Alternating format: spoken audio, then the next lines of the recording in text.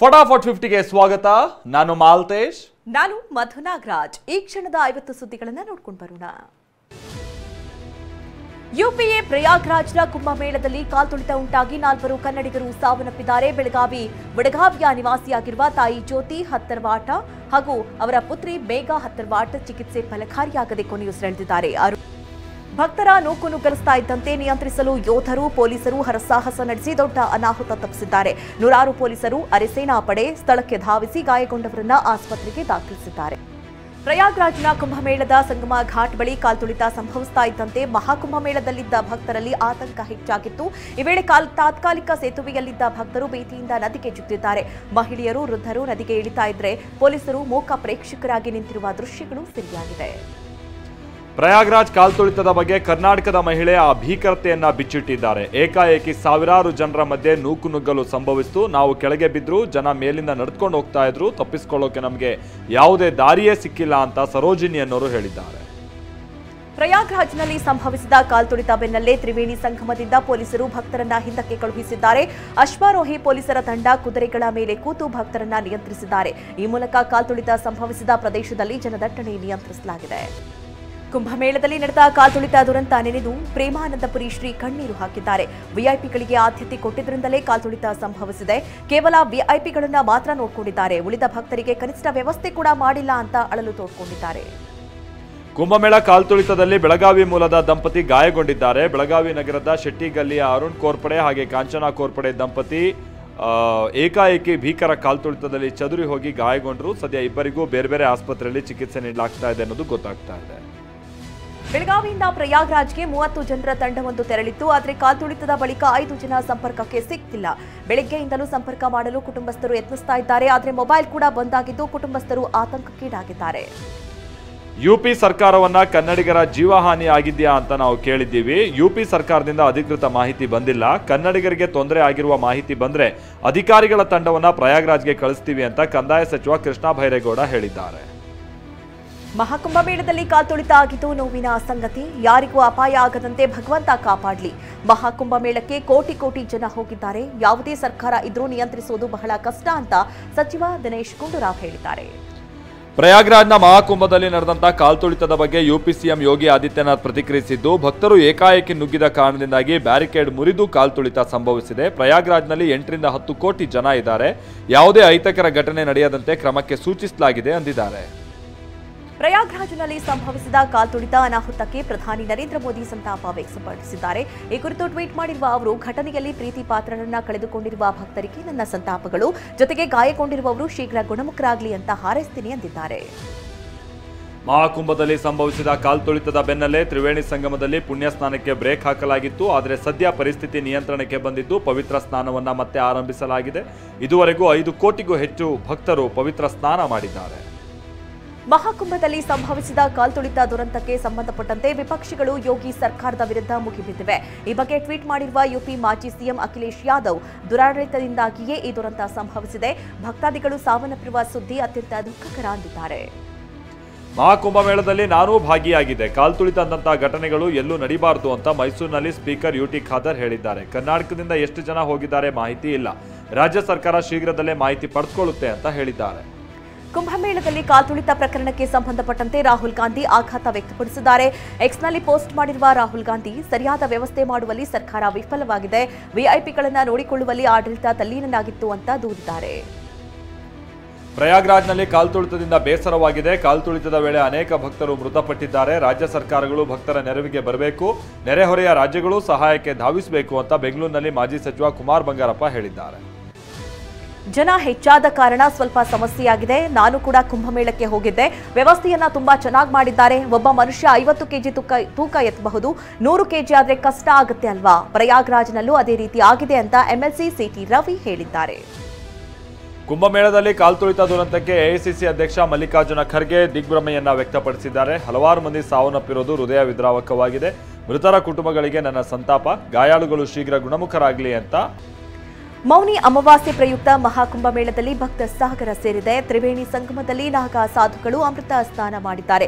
ಬೆಳಗ್ಗೆಯೇ ನಡೆಯಬೇಕಾಗಿದ್ದ ಅಮೃತ ಸ್ನಾನ ಕಾಲ್ತುಳಿತದಿಂದ ಸಾಧುಗಳ ಪವಿತ್ರ ಸ್ನಾನ ವಿಳಂಬವಾಗಿತ್ತು. ಈಗ ತ್ರಿವೇಣಿ ಸಂಗಮದಲ್ಲಿ ಹೆಲಿಕಾಪ್ಟರ್ ಮೂಲಕ ಹೂಮಳೆ ಸುರಿಸಲಾಗಿದೆ. ಕಾಲ್ತುಳಿತ ಪ್ರಕರಣದ ಬಳಿಕ ಯುಪಿ ಸರ್ಕಾರ ಎಚ್ಚೆತ್ತಿದೆ. ಜನಸಂದಣಿ ನಿಯಂತ್ರಿಸೋದಕ್ಕೆ ಪ್ಲಾನ್ ಮಾಡಿದೆ. ಪ್ರಯಾಗ್ರಾಜ್ನ ಸುತ್ತಮುತ್ತಲಿನ ಪ್ರದೇಶದಿಂದ ಖಾಲಿ ರೈಲುಗಳನ್ನು ಪ್ರಯಾಗ್ರಾಜ್ಗೆ ರವಾನಿಸಲಾಗಿದೆ. ಪ್ರಯಾಗ್ರಾಜ್ನಿಂದ ಪುಣ್ಯ ಸ್ನಾನ ಮಾಡಿದ ಭಕ್ತರನ್ನ ಸ್ಥಳಾಂತರಿಸೋದಕ್ಕೆ ಕ್ರಮ ತೆಗೆದುಕೊಂಡಿದೆ. ಚಾಮರಾಜನಗರ ಚೀಟಿ ಹಣ ವಾಪಸ್ ಕೊಡಿಸುವಂತೆ ಡಿಸಿ ಎಸ್ಪಿ ಮುಂದೆ ಮಹಿಳೆಯರು ಕಣ್ಣೀರು ಹಾಕಿದ್ದಾರೆ. ಚಾಮರಾಜನಗರದಲ್ಲಿ ಯಳಂದೂರು ತಾಲೂಕಿನ ಉಪ್ಪಿನಮೋಳೆ ಗ್ರಾಮದ ಚೌಡಮ್ಮ, ಸರಸ್ವತಿ ಅನ್ನೋ ಇಬ್ಬರು ಮಹಿಳೆಯರು 3 ಪಟ್ಟು ಹೆಚ್ಚು ಹಣ ಕೊಡೋದಾಗಿ ನಂಬಿಸಿ 246 ಮಹಿಳೆಯರಿಗೆ ಪಂಗ್ನಾಮ ಹಾಕಿದ್ದಾರೆ ಎನ್ನುವುದು ಆರೋಪ. ತುಮಕೂರು ಜಿಲ್ಲೆಯಲ್ಲಿ ಮೈಕ್ರೋ ಫೈನಾನ್ಸ್ ಕಿರುಕುಳ ಹೆಚ್ಚಾದ ಹಿನ್ನೆಲೆಯಲ್ಲಿ ಜಿಲ್ಲೆಯ ಮೈಕ್ರೋ ಫೈನಾನ್ಸ್ ವ್ಯವಸ್ಥಾಪಕರ ಜೊತೆ ಜಿಲ್ಲಾಧಿಕಾರಿ ಶುಭ ಕಲ್ಯಾಣ್ ನೇತೃತ್ವದಲ್ಲಿ ಸಭೆ ನಡೆಯಿತು. ಡಿಸಿ ಕಚೇರಿಯಲ್ಲಿ ನಡೆದಂತ ಮೀಟಿಂಗ್ನಲ್ಲಿ ಎಸ್ಪಿ ಅಶೋಕ್ ವೆಂಕಟ ಅಧಿಕಾರಿಗಳು ಉಪಸ್ಥಿತರಿದ್ದರು.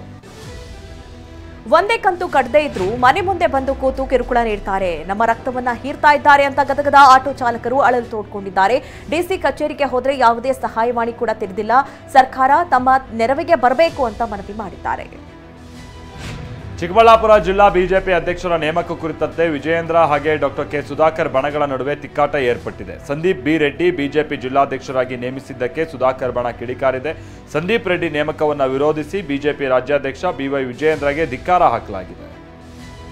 ನನ್ನ ಸಮಾಧಾನದ ದಿನ ಮುಗಿತು, ಇನ್ನೇನಿದ್ರು ಯುದ್ಧ ಎಂದು ಸಂಸದ ಸುಧಾಕರ್ ಹೇಳಿದ್ದಾರೆ. ವಿಜೇಂದ್ರ, ನೀವು ರಾಜ್ಯಾಧ್ಯಕ್ಷರಾಗಿ ಅಡ್ಜಸ್ಟ್ಮೆಂಟ್ನಲ್ಲಿ ತಿಣುಕಾಡಿ ಗೆದ್ದಿದ್ದೀರಿ. ಇನ್ನೊಬ್ರು ಅಭ್ಯರ್ಥಿ ಆಗ್ತಾ ಇದ್ರೆ ಗೊತ್ತಾಗ್ತಾ ಇತ್ತು. ಇದನ್ನ ವರಿಷ್ಠರ ಗಮನಕ್ಕೆ ತಂದಿದ್ದೇನೆ ಅಂದಿದ್ದಾರೆ. ಮುಡಾದ 160 ಬೇನಾಮಿ ಸೈಟ್ಗಳನ್ನು ಜಪ್ತಿ ಮಾಡುವಂತೆ ಮೈಸೂರಿನ ಸಬ್ ರಿಜಿಸ್ಟ್ರಾರ್ಗೆ ಇಡಿ ಅಧಿಕಾರಿಗಳು ಆದೇಶಿಸಿದ್ದಾರೆ.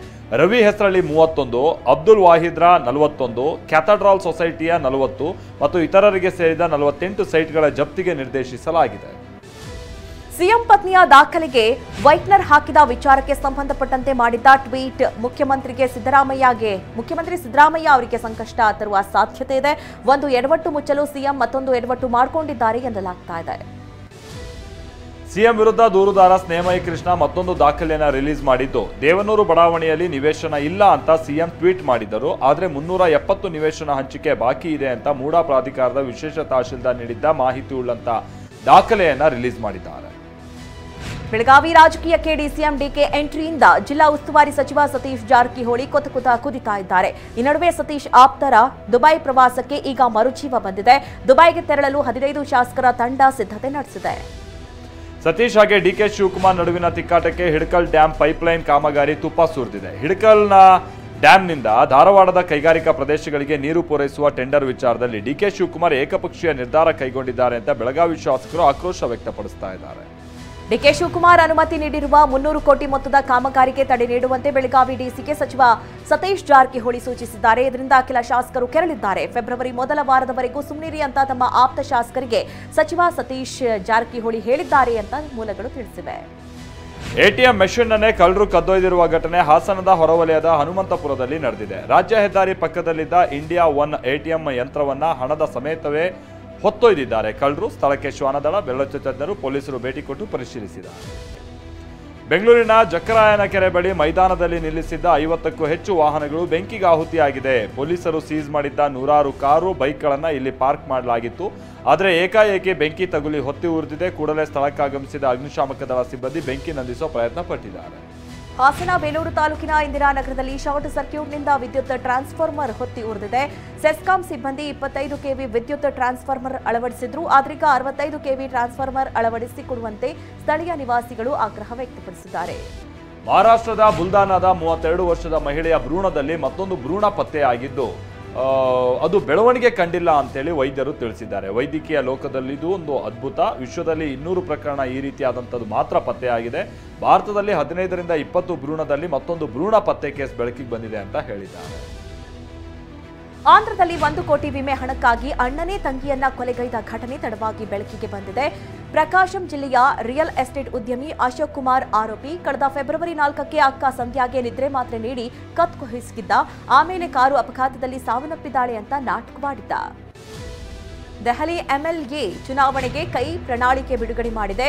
ತೃತೀಯ ಲಿಂಗಿಗಳಿಗೆ ಮೀಸಲಾತಿ, ಪ್ಯಾರಿ ದೀದಿ ಯೋಜನೆ ಅಡಿ ಮಹಿಳೆಯರಿಗೆ ಪ್ರತಿ ತಿಂಗಳು 2,50,300 ಯೂನಿಟ್ ಉಚಿತ ವಿದ್ಯುತ್, 500 ರೂಪಾಯಿಗೆ ಗ್ಯಾಸ್ ಸಿಲಿಂಡರ್ ಜೊತೆಗೆ ಹಲವು ಭರವಸೆಗಳನ್ನು ಕಾಂಗ್ರೆಸ್ ಘೋಷಿಸಿದೆ.